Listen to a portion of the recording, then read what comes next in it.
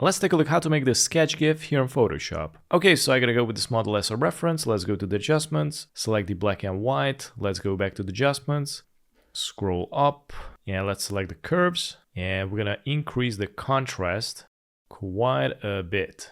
I'm gonna unlock the image, press and hold Shift, select all the layers, press Ctrl G to group them. Now we're gonna create a new layer, and on this one we're gonna paint. So I'm gonna go to the brush here, and I'm gonna select this brush. I'm gonna leave a link in the description where you can download this brush. If you don't know how to install the brush, I got you. I also got the link in the description, so you can check out that tutorial as well. I'm gonna go with the white color, and all you need to do is just redraw the image and do a couple of sketches basically. I'm gonna speed this up. After you're finished, you can double click on the layer. Let's go to the color overlay and you can add a color that you like. I'm gonna go with yellow, click OK, and I'm gonna create a new layer, uncheck the second layer, and I'm gonna select this one and create another sketch.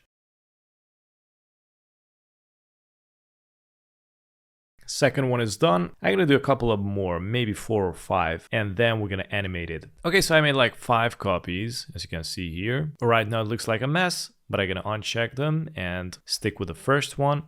And now we're gonna go to the windows and select timeline. Click on the create video timeline, and I'm gonna go somewhere here near to the 10th frame. Press and hold Shift, select all the layers here and click on the cut. And now I'm gonna select the first one, this longer one, press and hold Control, and let's select the rest. Press on delete. There you go. Let's activate all the layers. And now I'm gonna go here and bring the second one out, and the third one, fourth, and fifth. And I'm gonna bring the work area all the way in where the video ends basically. And I'm gonna hit play.